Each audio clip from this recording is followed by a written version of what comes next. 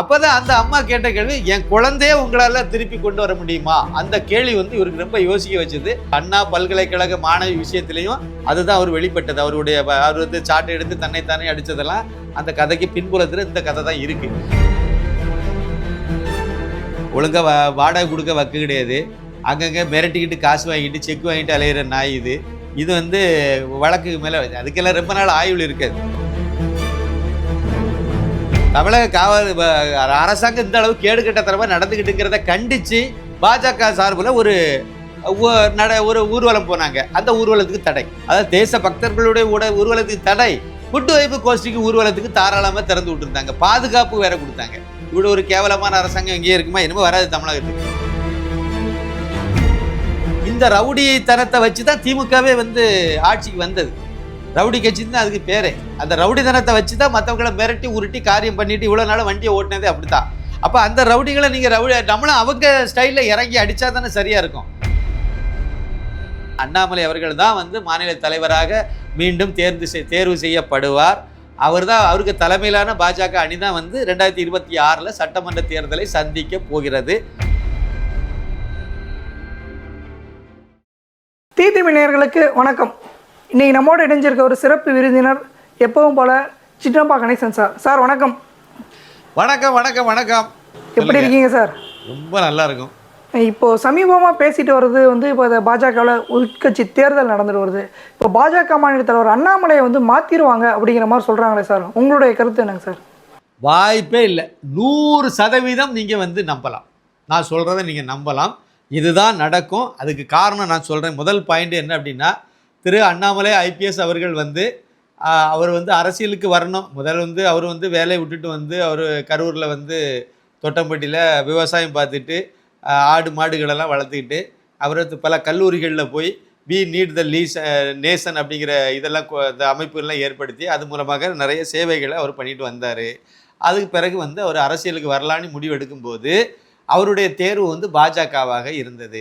பாஜகவாக ஏன் இருந்ததுன்னா, இங்கே தான் நேர்மையானவங்க இருக்காங்க. பிரதமர் நரேந்திர மோடியை பிடிக்கும். ஏன்னா அவர் நாட்டுக்கு நல்லது செய்துட்டு இருக்காரு. ஏன்னா அவர் ஐபிஎஸ் படித்த ஏதாவது யூபிஎஸ் பாஸ் பண்ணி ஐபிஎஸ்ஸாக பணியாற்றின ஒருத்தர் அண்ணாமலை ஐபிஎஸ். அதனால் அவருக்கு வந்து எல்லாமே தெரிஞ்சதுனால அப்போ ஒரு நேர்மையான அந்த நாட்டை வந்து ஒரு திறமையாக வழி நடத்திட்டு வரக்கூடியது பாஜக தலைமையிலான ஆட்சி தான். அப்போ இதுதான் நல்லது. அப்போ அரசியலுக்குன்னு வரணும்னா இந்த கட்சிக்கு தான் நம்ம வரணும் அப்படிங்கிறது அவருடைய முடிவாயிட்டு. அரசியலுக்கு வரணும் அப்படிங்கிற நோக்கம் வந்து அவருக்கு எப்போ வந்துச்சுன்னா, ஒரு ஐபிஎஸ் ஆஃபீஸராக இருந்து ஒரு காரியத்தை செய்ய முடியலை, அந்த இடத்துல ஒரு கை நிலையில் வந்து நிற்கக்கூடிய ஒரு சந்தர்ப்பம் வந்துச்சு. அந்த சந்தர்ப்பத்தில் தான் அவருக்கு அந்த மாதிரி தோணுச்சு, இந்த சிஸ்டமே சரியில்லை அப்படின்னா அந்த உட்கார்றவங்க எந்த இடத்துல உட்காரணுமோ அந்த இடத்துல தான் முதலமைச்சர் நாற்காலியில் யார் இருக்கணுமோ அவங்க இருந்தால் தான் இதெல்லாம் சரி பண்ண முடியுங்கிற முடிவுக்கு வந்தார். எந்த சம்பவம் அப்படின்னா, இவரை வந்து அதாவது மாவட்ட காவல்துறை கண்காணிப்பாளராக கர்நாடக மாநிலத்தில் பணியாற்றிட்டு இருக்கும்போது ஒரு சம்பவம். பள்ளிக்கூடத்துக்கு போன மாணவி வந்து வீட்டுக்கு வரல. அவங்க வந்து சாயந்தரம் ஏதோ டியூஷனுக்கு போயிட்டு பயிற்சின்னு நினைக்கிறேன், அதெல்லாம் முடிச்சுட்டு வீட்டுக்கு வரணும். ஆனால் அந்த குழந்தை வந்து வீட்டுக்கு வரல. அது வரலங்கிற உடனே மழை வேறு. அந்த நேரத்தில் இவர்கிட்ட புகார் வருது. புகார் வந்த உடனே இவர் களத்தில் இறங்கி பார்க்குறாரு. பார்க்கும்போது அந்த குழந்தையை கடத்திட்டு போய் கற்பழித்து கொன்னுட்டாங்க. அது ஒரு கும்பல். அப்போ அது ஒரு ரவுடி கும்பல்னு வச்சுடுங்க. அப்போ அது அரசியல் பின்புலத்தில் ஏதோ பண்ணிட்டாங்க. இப்போ அந்த இவருக்கு வந்து அது பயங்கரமான ஒரு வேதனையை கொடுத்துருக்கு.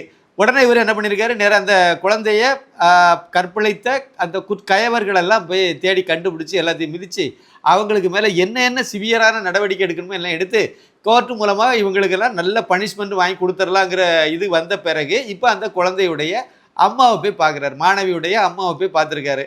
பார்த்துட்டு அப்போ சொல்லியிருக்காரு, அம்மா இந்த மாதிரி வந்து அந்த பாப்பாவை வந்து இந்த குற்றவாளிகள் அத்தனை பேரையுமே பிடிச்சிட்டோம். அதில் ஒருத்தனை கூட நான் தப்பிக்க விடலை. அனைவருக்கும் கடுமையான தண்டனை நான் வாங்கி கொடுத்துருவேம்மா அப்படின்னு போய் சொல்லும்போது தான் அந்த அம்மா வந்து, என் குழந்தை எங்கே, என் குழந்தைய உங்களால் கொண்டு வர முடியுமா அந்த கேள்வி கேட்டிருக்கு. அப்போ இவருக்கு என்ன அப்படின்னாக்கி ரொம்ப வேதனையாக அதை இவர் எதிர்பார்க்கல. இவர் வந்து நம்ம அக்யூஸ்டை பிடிச்சிட்டோம், அவங்க வந்து பனிஷ்மெண்ட் நல்ல செக்ஷனில் கேஸை ஃபைல் பண்ணிட்டோம், கண்டிப்பாக அவங்களுக்கு தண்டனை கிடைக்கும், இதோட அவங்க வேலை முடிஞ்சிடும். அப்போ தான் அந்த அம்மா கேட்ட கேள்வி, என் குழந்தைய உங்களால் திருப்பி கொண்டு வர முடியுமா அந்த கேள்வி வந்து இவருக்கு ரொம்ப யோசிக்க வச்சது.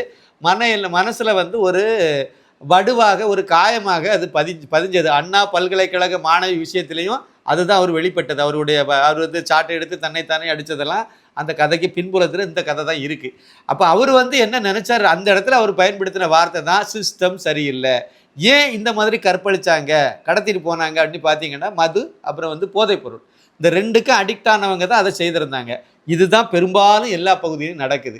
அப்போ இது வந்து நடக்காமல் இருக்குன்னா என்ன செய்யணும், ஆட்சி வந்து நல்ல ஆட்சியாக இருக்கணும். அந்த ஆட்சி செய்கிறவங்க, அதிகாரத்தில் இருக்கக்கூடியவங்க போதைப் பொருளை கட்டுப்படுத்தணும், சுத்தமாக இல்லாமல் ஜீரோ அப்படிங்கிற லெவலுக்கு அதை கொண்டு வரணும். மதுபானம் இல்லாத ஒரு மாநிலமாக மாற்றணும். அப்போ இந்த சாராயத்தெல்லாம் ஒழிச்சிட்டு கள்ளச்சாராய அரசாங்கமே இங்கே வித்துட்டு இருக்கு. கேவலமான ஒரு மாநிலமே இந்தியாவிலே தமிழ்நாடு தான். அநேகமாக உலகத்திலே தமிழ்நாடாக தான் இருக்கும். இவங்க பெருமை பீத்திட்டு நடக்கிறாங்க. அரசாங்கமே சாராயம் விற்கிறது ஒரே இது இங்கே தான். ஆளுங்கட்சிக்காரனே சாராயம் காய்ச்சறதும் இங்கே தான். இவங்களே அதிகாரப்பூர்வ சாலை ஆலைகளை இவங்க தான் வச்சுருக்காங்க. கள்ளச்சாராயம் காய்க்கிறவனும் திமுக காரன் தான், கள்ளச்சாராயம் விற்கிறவனும் திமுக காரன் தான். அடிச்சிக்கவே முடியாது இவங்கள. இப்படி இங்கே பண்ணிட்டு இருக்காங்க. இதை பார்க்கும்போது அவருக்கு அந்த முடிவெடுத்து அதில் தான் அவர் அரசியலுக்கு அந்த இடத்துல உட்கார்ந்தால் தான் இதெல்லாம் சரி பண்ண முடியும் அப்படிங்கிற எண்ணம் அவருக்கு மனசில் பதிஞ்சனால தான் அவர் அரசியல் பக்கம் வரணுங்கிற எண்ணம் வந்தது. அப்புறம் வேலையை விட்டுட்டு வந்து இதெல்லாம் பண்ணும்போது எந்த கட்சியும் முடிவெடுக்கிற இடத்துல அந்த இடத்துல அவருக்கு வந்தது பாஜக. இப்போ பாஜகவில் வந்து சேரல போகிறாரு அப்படிங்கிற தகவல் வெளியே தெரிஞ்ச உடனே அவரை பார்த்து பாஜகவுக்கு நீங்கள் போக வேண்டாம், திமுகவுக்கு வாங்கன்னு கூப்பிட்டது செந்தில் பாலாஜி. பல முறை அவரை போய் பார்த்து பேசி நீங்கள் எப்படியாவது பிஜேபிக்கு வந்துருங்கன்னு திமுகவுக்கே வந்துருங்கன்னு சொல்லி 3 சிட்டிங் பேசியிருக்கார். இது எனக்கு தெரியும். அவர் 3 தடவை பேசி கடைசியில் வந்து இல்லைங்கன்னா நான் வந்து இங்கே தான் போகிறேன்னு சொல்லிட்டு அவர் உடனே பாஜக பக்கம் வந்துட்டார். அவர் பணம் சம்பாதிக்கணும்னு அரசியலுக்கு வரதா இருந்தால் திமுகவில் சேர்ந்துருப்பாரு. இன்றைக்கி வந்து பல 1000 கோடிகள் அவர் வந்து கொள்ளையடிச்சிருக்கலாமே. அவருக்கு நோக்கம் அது இல்லை, நல்லது செய்யணுங்கிற நோக்கத்துக்கு வந்தனால, நல்ல கட்சிக்கு வந்தால் தான் நல்லது செய்ய முடியுங்கிறதுனால பாஜகவுக்கு வந்தார். அவர் வந்த சூழ்நிலையில் அவருக்கு துணை தலைவர், மாநில துணைத் தலைவர் பதவி கொடுத்தாங்க. அன்னைக்கு தமிழகத்தில் இருந்தது எல் முருகன் மாநில தலைவராக இருந்தார். அவருடைய பதவி காலம் 1 வருஷம் தான் முடிஞ்ச நிலைமையில தான் இருந்துச்சு. கிட்டத்தட்ட அந்த 2021 சட்டமன்ற தேர்தலில் நீங்கள் பார்த்தீங்கன்னா அவருடைய பதவி காலம் 1 வருஷம் அளவுக்கு தான் முடிஞ்சிருக்கும். அப்போ அந்த சட்டசபை தேர்தல் முடிஞ்ச பிறகு வந்து அவர் எல் முருகன் வந்து அவருடைய பதவி 3 வருஷம் நிறைவு பண்ணி முடித்த பிறகு அது பிறகு இவர் அண்ணாமலை ஐபிஎஸ் வந்து தமிழக பாஜக தலைவராக வரணும்னா இப்போ நடக்குதுல இந்த தேர்தல் வரைக்கும் அவர் காத்திருக்க வேண்டியதாக இருக்கும்.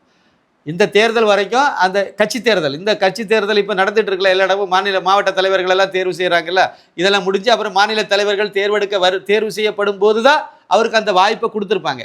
அண்ணாமலை ஐபிஎஸ்ஸை மாநில தலைவர் ஆக்கணுங்கிற முடிவு அப்போ தான் வந்திருக்கணும். ஆனால் அதுக்கு முன்னாடியே தமிழகத்தினுடைய தலைவர் ஆக்கணுங்கிற நோக்கத்தினால அன்றைக்கு தமிழக பாஜக தலைவராக இருந்த டாக்டர் எல் முருகன் அவர்களுக்கு மத்திய அமைச்சர் பதவி கொடுத்தாங்க. மத்திய அமைச்சர் பதவி அவருக்கு கொடுத்து, ஏன்னா அவர் ஒரு பட்டியலின சமுதாயத்தில் சார்ந்தவர், அவரை வந்து திடீர்னு அவரை மாற்றிட்டு இவரை வச்சாச்சு அப்படின்னா 3 வருஷம் நிறைவு பெற்ற பிரச்சனை இல்லை. இடையிலேயே அவரை வந்து எடுத்துட்டாங்க அப்படின்னா உடனே என்ன விவாதம் வராதோ, இந்த திராவிடியா மகன்கள் என்ன கிளப்பி விடுவாங்க அப்படின்னா, பாத்தியா அவர் வந்து ஒரு பட்டியலின சமுதாயம்ங்கிறனால அவர் வந்து இது பிராமணன் கட்சி, அதனால அவரை வந்து மாற்றிட்டாங்கன்னு சொல்லிவிடுவாங்க. அதாவது அண்ணாமலை ஐபிஎஸ் அவர்கள் பிராமணன் இல்லாதவராக இருந்தாலும் இந்த மாதிரி பிரச்சாரத்தை அழகாக பண்ணுவாங்க, அதான் செய்துட்டு இருக்காங்களே. அப்போ அந்த மாதிரி ஒரு இது வரக்கூடாதுங்கிறனால அவருக்கு இப்போ அமைச்சர் பதவின்னா அவரும் சந்தோஷமாக சரி ரைட்டு, அவருக்கு மத்திய அமைச்சர் பதவி சாதாரண பதவி இல்லை, அதனால் அவருக்கு மத்திய அமைச்சர் பதவி கொடுத்து மறுபடியும் அவரை தக்க வச்சுக்கிட்டாங்க. இதுதான் உண்மையிலேயே நடந்தது. அண்ணாமலை ஐபிஎஸ் அவர்களை தமிழக பாஜக தலைவராக கொண்டு வருவதற்காக அந்த பதவியில் இருந்த டாக்டர் எல் முருகனுக்கு மத்திய அமைச்சர் பதவி கொடுத்து அவர் அங்கேருந்து மத்திய அரசுக்கு எடுத்துகிட்டு போயிட்டு அந்த இடம் காலியான உடனே அந்த இடத்துல இவரை ஃபில்லப் பண்ணாங்க. இதுதான் நடந்தது. அண்ணாமலை அவர்கள் வந்து தோராயமாக 2 வருஷம் தான் தமிழக பாஜக தலைவராக தொடர்ந்திருக்கார். தமிழக பாஜகவினுடைய இந்திய பாஜகவினுடைய சட்டத்திட்டங்கள் என்ன சொல்லுதுன்னா, ஒருத்தருக்கு ஒரு பதவி, அது ஒரு பாயிண்ட்டு. அதாவது ஒருத்தர் வந்து மத்திய அமைச்சராக இருக்காருன்னா அவர் மாநில கட்சியில் எந்த பொறுப்புலையும் இருக்க முடியாது. எம்எல்ஏ எம்பி இருக்கலாம், எம்எல்ஏவாகவும் எம்பியாகவும் இருந்துட்டு கட்சியில் எந்த பொறுப்பில் வேணாலும் இருக்கலாம். அது இல்லாமல் ஒரு மாநிலத்திலேயோ மத்தியிலேயோ ஒரு அமைச்சரோ முதலமைச்சரோ ஏதாவது பதவிகளில் இருந்தாங்கன்னா அவர் கட்சியில் எந்த பதவியிலையும் இருக்கக்கூடாது. அதனால தான் பாஜகவில் மட்டும் விசித்திரமாக இருக்கும், வித்தியாசமாக இருக்கும். ஒரு மாநிலத்தினுடைய முதலமைச்சர் ஒருத்தராக இருப்பார், அதே மாநிலத்தில் பாஜக தலைவர் இன்னொருத்தராக இருப்பார். அது நீங்கள் எந்த மாநிலத்தை எடுத்தாலும் சரி தான். தலைவர் ஒரு ஆள் இருப்பார், மாநில பாஜகவினுடைய தலைவர் ஒருத்தர் இருப்பார், முதலமைச்சர் இன்னொருத்தராக இருப்பார். அவங்க 2 பேரும் ஒரே ஆளாக இருக்க மாட்டாங்க. அது வேறு காங்கிரஸ் வேறு எல்லா கட்சியிலையும் அது இருப்பாங்க. இங்கே மட்டும் அது நடைமுறையில் கிடையாது. அது அப்படி தான் இருக்கணும்னு சட்டம் வகுத்து வச்சுட்டாங்க. அதே மாதிரி தான் தமிழகத்திலையும் வந்து அந்த எல் முருகன் வந்து ஒருவருக்கு ஒரு பதவிங்கிற அடிப்படையில் தான் அவர் மாநில தலைவராக இருக்கார். மத்திய அமைச்சர் ஆக்கிட்டீங்க, உடனே அவர் என்ன பண்ணுவார், மாநில தலைவர் பதவியை ராஜினாமா பண்ணிட்டார். இதுதான் நடந்தது. அப்போ இப்போ வந்து இவரை கொண்டு வந்தது நோக்கமே வந்து தமிழக அரசியலில் ஒரு மாற்றத்தை கொண்டு வரணும், மாற்று அரசியல் கொண்டு வரணுங்கிறதுனால தான். மாற்று அதாவது வந்து ஆட்சி மாற்றம் அப்படின்னா திமுகலேருந்து அதிமுக, அதிமுகலேருந்து திமுக, இது ஆட்சி மாற்றம். அரசியல் மாற்றங்கிறது இந்த ரெண்டுமே இல்லாமல் புது ரத்தம், புதுசாக ஒரு அரசியல் சித்தாந்தம் வரணும் அப்படின்னா அதுக்கு இன்னைக்கு வந்து பாஜக தான் இருக்குது, தயாராக இருக்குது. அதுக்கு மட்டும்தான் வாய்ப்பு இருக்குது இப்போதைக்கு. அப்போ அந்த இதை நம்ம உருவாக்கணும், அந்த இதை கொண்டு வந்தால் தான் இங்கே ஒரு மாற்றமும் நிகழும். அப்போ அதுக்காக தயார்படுத்தணுங்கிறதுல அண்ணாமலைக்கு வந்து அவர் வந்து மாநில தலைவராக வந்த பிறகுதான் தமிழக பாஜக வளர்ந்துருக்கு. அதை நம்ம ஒத்துக்கணும். தமிழக பாஜக வந்து பட்டி தொட்டியெல்லாம் போய் சேர்ந்துருக்கு. பிரதமர் நரேந்திர மோடி அவர்களை வந்து தமிழகத்தில் வில்லனாக கட்டமைச்சு வச்சிருந்து இந்த திராவிடிய மாடல் அரசாங்கம் வர்றதுக்கு முன்னாடியே கட்டமைச்சு விட்டாங்க. அதை 2014 இருந்து அதை ஆரம்பித்தாங்க. அதுலேருந்து ஆரம்பித்து திறம்பட 2019 அதை சக்ஸஸ் பண்ணிட்டாங்க. இந்த திமுக அதனுடைய கூட்டணி பரிவாரங்கள்லாம் சேர்ந்து அவங்க கரெக்டாக அதை செய்தாங்க, திட்டமிட்டு செய்தாங்க. அந்த நேரத்தில் வந்து தமிழக பாஜக தலைவராக திரு அண்ணாமலை ஐபிஎஸ் இருந்திருந்தால் களம் வேற மாதிரி இருந்திருக்கும். ஆனால் இங்கேருந்து திமுகவுக்கு விலை போனவங்க எல்லாம் தலைவராக இருந்ததுனால, மாநில தலைவராக இருந்ததுனால துரதிர்ஷ்டவசமாக அது வந்து முறியடிக்கப்படலை. அந்த போலி பிரச்சாரத்தை முறியடிக்காமல் இந்த வாய்க்கு வந்ததை மட்டும் மைக்கு முன்னாடி கார் தூக்கிட்டு போயிட்டு அப்படியே கதையை ஓட்டினால தமிழகத்தில் வந்து அந்த மோடிக்கு எதிரான பிம்பம் நல்ல வலுவாக கட்டமைக்கப்பட்டது. அது பொய்யான இதாக இருந்தாலும் அதை மக்கள் மத்தியில், கிராம மக்கள் மத்தியில், படிக்காத அப்பாவி மக்கள்கிட்ட கொண்டு போய் அழகாக சேர்த்துட்டாங்க. அவங்க திமுக தரப்பில் அதை நல்லா திறம்பட செய்துட்டாங்க. அண்ணாமலை ஐபிஎஸ் அவர்கள் வந்து தமிழக பாஜக தலைவராக வந்த பிறகு அதிலும் குறிப்பாக என் மண் என் மக்கள் அப்படிங்கிற பாத யாத்திரையை மேற்கொண்டு 6 மாதங்கள் தமிழகம் முழுக்க எல்லா சட்டமன்ற தொகுதிக்கு உள்ளால பல்வேறு கிராமங்கள் வழியாக அந்த பயணத்தை மேற்கொண்ட பிறகு தான் வந்து தமிழகத்தில் மோடின்னா வில்லன் அப்படிங்கிற தமிழர்களுக்கு ஒரு வில்லன் மாதிரியாக இருந்த கட்டமைப்பு உடைப்பட்டது. பட்டி தொட்டி எங்கும் பாஜகன்னா தெரியாத அளவுக்கு கொண்டு சேர்த்துட்டார். இப்போ தாமரைன்னா தெரியும், அண்ணாமலைன்னா தெரியும், அந்த அளவுக்கு எல்லா மோடின்னா தெரியும், அது தெரியாத கிராமமே இல்லை அப்படிங்கிற அளவில் கொண்டு போய் சேர்த்துருக்காரு. அதனால் அடுத்த கட்டமாக இந்த கட்சியை எடுத்து நகர்த்தணும். இப்போ 2024 பாராளுமன்ற தேர்தலில் தமிழக பாஜகவுக்கு வந்து 11.24% ஓட்டு கிடச்சிருக்கு. பாஜகவுக்கு மட்டும். கூட்டணி அப்படின்னு எடுத்திங்கன்னா 18% ஓட்டு கிடச்சிருக்கு. இது ஒரு நல்ல வளர்ச்சி தான். சின்ன கூட்டணி வச்சு இப்போ அதிகமான ஓட்டு வாங்கியிருக்காங்க. இதை வந்து அவங்க வந்து 11% இருக்கிறத ஒரு 21%, 22% அப்படின்னு சொல்லி ஒரு 10-11% ஓட்டை இப்போ இன்க்ரீஸ் பண்ணிட்டாங்கன்னா ஆட்சி பிடிச்சி விடலாம். கூட்டணி தனியாக பாஜக 11% ஓட்டை எடுத்துச்சுன்னா கூட்டணியெல்லாம் சேர்ந்து வரும்போது 28-29% ஓட்டு தாராளமாக வந்துடும். 28% மேலே தமிழகத்தில் வரக்கூடிய சட்டமன்ற தேர்தலில் எந்த கூட்டணிக்கு கிடைக்குதோ அந்த கூட்டணி தான் ஆட்சியை பிடிக்கணும். அதுதான் இப்போடைய நிலவரம். என்ன நிறைய அணிகள் நிறைய இருக்கிறதுனால அது அந்த ரீதியில் நான் சொல்கிறேன். அந்த அடிப்படையில் பார்க்கும்போது பாஜக தலைமையிலான அணிக்கு வந்து ஒரு 28-28லேருந்து 30% வரைக்கும் கிடைக்க வாய்ப்பு இருக்குது. இன்றைய சூழ்நிலை போகிற வேகத்தை பார்த்தா அப்படி இருக்கணும். அப்படின்னா அது அண்ணாமலைக்கு இருந்தால் மட்டும்தான் சாத்தியப்படும். அண்ணாமலை ஐபிஎஸ் அவர்களை தமிழக பாஜக தலைவிலிருந்து எடுத்துட்டீங்க அப்படின்னா இந்த சூழ்நிலையில் தமிழக பாஜக செத்து போயிடும். அது ஒரு உயிரை இருக்காது. பழைய காலத்தில் இருந்துச்சுல, அங்கங்கே ஒரு 4 பேர் மொத்தத்தில் தமிழகத்தில் பாஜக தலைவராக இருப்பாங்க. அவங்க நாங்கள் தான் பாஜகன்னு சொல்லிட்டு அவங்க வாழ்ந்துட்டு இருப்பாங்க. அது தவிர வெளிப்படையாக சொல்கிறேன், வேற அங்கே ஒன்றும் நடக்காது. அதனால் தமிழகத்தில் பாஜக ஆட்சியை பிடிக்கக்கூடிய அளவுக்கு வரணும்னா அதை வளர்த்து கொண்டு வந்திருக்காருல அண்ணாமலை, அவர் தான் தலைவராக நீடிக்கணும். இது வந்து நமக்கு தெரிஞ்ச விஷயம். வந்து மோடி, அப்புறம் வந்து அமித்ஷா, அப்புறம் வந்து நட்டா, இவங்களுக்கெல்லாம் தெரியாதா என்ன? அவங்க தான் நம்மளை விட கரை தெரிந்த ஆட்கள், நம்மளை விட அனுபவசாலிகள், பெரியவங்க, அவங்களுக்கு நல்லாவே தெரியும். அதனால் இந்த இதெல்லாம் அவங்களுக்கு நல்லா தெரியும். இன்னும் சொல்ல போனீங்கன்னா அண்ணாமலை ஐபிஎஸ் அவர்கள் தமிழக பாஜகவினுடைய தலைவராக வந்த பிறகு தான் இவர் என்ன சொல்கிறாருங்கிறத கேட்டு அவங்க நடவடிக்கை எடுக்க ஆரம்பித்தாங்க தேசிய தலைமை. அதுக்கு முன்னாடி அவங்க ஒரு அசைன்மெண்ட்டை கொடுத்து இதை செய்யணும்னு சொல்லுவாங்க, செய்வாங்க. அவ்வளோ. எல்லா இடமும் கொடியேற்றுன்னு சொன்னால் கொடியேற்றுவாங்க. எல்லா இடமும் எஸ்சி வீட்டில் போய் சோறு தண்ணி சாப்பிடுங்க ஒரு வேளை அப்படின்னு சொன்னால் போவாங்க. ஒரு 2 நாள் ஃபோட்டோ ஷூட் நடத்துவாங்க, அதோட கதை முடிஞ்சிடும். இதுதான் இதுக்கு முன்னாடி நடந்தது. ஆனால் இப்போ அப்படி இல்லை. அண்ணாமலை என்ன சொல்கிறாரோ அதை மத்திய தலைமை அதனுடைய கருத்தாக எடுத்து அறிவிக்கிறாங்க. அது வந்து அண்ணாமலைக்கு மேலே உள்ள நம்பிக்கை. மோடி வந்து தனியாகவே அண்ணாமலையை சந்தித்து அவரை பற்றி நல்லா தெரியும். மற்ற மாநில தலைவர்கள் எல்லாம் அவங்களெல்லாம் விட அதி முக்கியத்துவம் கொடுத்து அண்ணாமலையை வச்சுருக்காரு பிரதமர் நரேந்திர மோடி, உள்துறை அமைச்சர் அமித்ஷா, இவங்கெல்லாம். இது தெரியாமல் இங்கே இந்த 10ஆம் பசலித்தனமாக இங்கே எடுத்து சில பேர் வந்து அது வந்து அண்ணாமலையை மாற்ற போகிறாங்க, அந்த இடத்துல தமிழிசையை கொண்டு போய் நட போகிறாங்க. எப்படிங்க இதெல்லாம் சாத்தியம்? ஒரு யோசிக்க வேண்டாமா? அது சொல்லிட்டு இருக்காங்க, அவங்க சொல்லி சந்தோஷப்பட்டு போகிறாங்க, விட்டு தள்ளுங்க. ஆனால் அண்ணாமலை அவர்கள் தான் வந்து மாநில தலைவராக மீண்டும் தேர்வு செய்யப்படுவார். அவருக்கு தலைமையிலான பாஜக அணி தான் வந்து 2026 சட்டமன்ற தேர்தலை சந்திக்க போகிறது. அந்த அணி வெற்றி பெறவும் செய்யும். சரிங்க சார். அதே மாதிரி அண்ணாமலை பற்றி இவ்வளோ டீட்டெயிலாக நம்ம பேசணும்.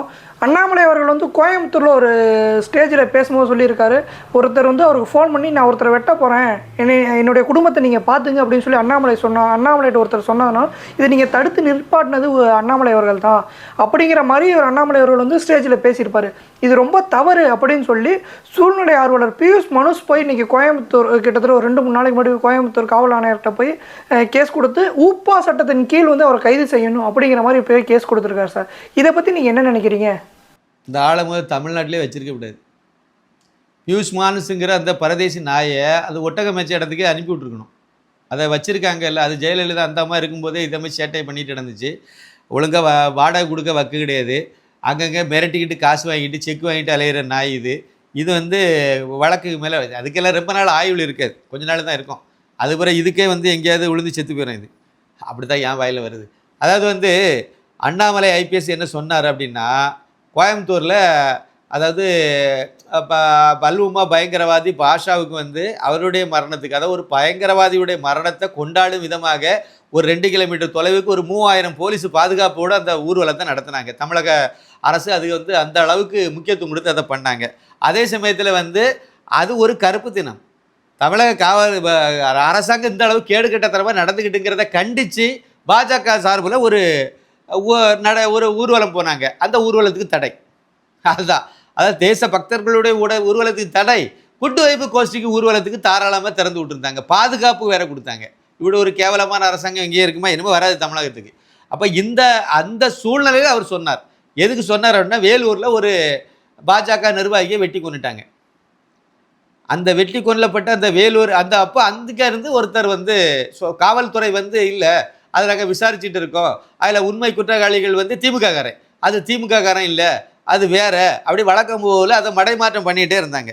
அந்த நேரத்தில் தான் அங்கேருந்து ஒரு இளைஞர் ஃபோன் பண்ணி, அண்ணா இதை இப்படியே விட்டால் சரியாக இருக்காது, குற்றவாளி யாருன்னு எனக்கு தெரியும், அவன் இன்றைக்கி சரண்டராக போகிறா, அவன் சரண்டர் ஆன அடுத்த நிமிஷமே நான் அவனை போட்டு தள்ளிடுவேன், என் குடும்பத்தை நீங்கள் பார்த்துடுங்க அப்படின்னு சொல்லிட்டு அந்த அளவுக்கு முன் வந்ததை சொல்லிட்டேன். இது அவர் மட்டும் இல்லை, தமிழகம் முழுக்கவே நிறைய இளைஞர்கள், இல்லை பல ஆயிரக்கணக்கான இளைஞர்கள் இந்த மனநிலையில் இருக்காங்க. அண்ணாமலை மட்டும் ஒரு ஒரு உத்தரவு மட்டும் கொடுக்கட்டு இன்றைக்கி வந்து உண்டு இல்லைன்னு பண்ணிடுவாங்க. ஏன்னா இந்த ரவுடித்தனத்தை வச்சு தான் திமுகவே வந்து ஆட்சிக்கு வந்தது. ரவுடி கட்சி தான் அதுக்கு பேர். அந்த ரவுடித்தனத்தை வச்சு தான் மற்றவங்களை மிரட்டி உருட்டி காரியம் பண்ணிட்டு இவ்வளோ நாள் வண்டியை ஓட்டினதே அப்படி தான். அப்போ அந்த ரவுடிகளை நீங்கள் நம்மளும் அவங்க ஸ்டைலில் இறங்கி அடித்தா தானே சரியாக இருக்கும் அப்படிங்கிற எண்ணம் வந்து இளைஞர்கள் மத்தியில் வந்துட்டு, இதுக்கு மேலே இதை பொறுத்துட்டு இருக்க முடியாது, அவன் பூதா வெட்டிட்டு தெரியுமா, நம்ம பார்த்துக்கிட்டே விரல சூப்பிட்டா இருக்க முடியும், அட போங்க சார், நாங்கள் பதிலுக்கு பதில் நாங்களும் கொடுக்க போகிறோங்கிற மனநிலை வந்துட்டு இளைஞர்கள் மத்தியில், குறிப்பாக தேசியவாதிகள் மத்தியில் அந்த மனநிலை வந்துட்டு, அந்த இதனுடைய வெளிப்பாடு தான் இது. அதில் அப்படி பண்ணக்கூடாதுன்னு சொல்லி நாங்கள் தடுத்து வச்சுருக்கோம் அப்படி பேசிக்கிட்டு மறுபடியும் இன்னொரு வார்த்தையும் சொன்னார், ஒரு கற்பூரத்தை பற்ற வைக்கிறது ஈஸி, ஆனால் அணைக்கிறது கஷ்டம்னு சொன்னார். ஒரு காவல்துறை அதிகாரியாக வேலை பார்த்ததுனால அவர் தெளிவாக சொன்னார், ஒரு கற்பூரத்தை பற்ற வைக்கிறது ஈஸி, லேசாக தொடங்கி விட்டுட்டா போதும், அப்படியே அது பறந்து போகும்போது அதை கட்டுப்படுத்த முடியாது. ஒரு இளைஞனை நீங்கள் ஊக்கப்படு, இதை நீ செய்து வாடா தம்பின்னு சொல்லி விட்டா அவன் செய்து விடுவான், அதை பார்த்து மற்றவங்களும் செய்ய ஆரம்பிச்சிட்டாங்கன்னா அவங்க யாரையும் கட்டுப்படுத்த முடியாது, அது தவறான ஒரு இதுக்கு போயிடும். அதனால அதுக்கு வந்து காவல்துறை காரணமாக அமையக்கூடாது, உண்மையான குற்றவாளிகளுக்கு நீங்கள் என்ன பண்ணணுமோ அதை நீங்கள் கரெக்டாக பண்ணணுங்கிறத அவர் சொன்னார். அதில் அண்ணாமலைக்கு மேலே என்ன தப்பு இருக்குது? இந்த பியூஷ் மானுஸ் மாதிரி அதான் முதல் சொன்னேன், இந்த நாயெல்லாம் அடித்து என்னைக்கே சாக்கடையில் போட்டு மிதிச்சிருக்கணும், அதை விட்டு வச்சுருக்காங்க இவங்க, அது ஏன்னு தெரியல. அந்த அம்மா இருக்கும்போதே இதே வேலையை தான் பார்த்துட்டு நடந்துச்சு, இப்போமா அதே இதை பண்ணிட்டு நடக்கு. ஏதாவது ஒரு ஆக்கப்பூர்வமான ஒரு இது இருக்கணும், அதை பண்ணிட்டு போட்டோம். இங்கே போய் மனு கொடுக்கறது, அது வந்து வழக்கு தொடக்கிறது எல்லாம் தொடுத்துட்டு போட்டோம், ஒன்றும் பிரச்சனை இல்லை, தாராளமாக போட்டோம். போய் ஒரு எக்ஸ்ட்ரீம் லெவல் எல்லாத்துக்கும் ஒரு முடிவுன்னு ஒன்று வரும்ல, அந்த முடிவு வரும்போது அதுக்கு தெரியும். நம்மளுடைய நேர்களுக்காக உங்களுடைய நேரத்தை ஒதுக்கி கொடுத்துட்டீங்க, ரொம்பவே நன்றிங்க சார். மிக்க நன்றி. வணக்கம்.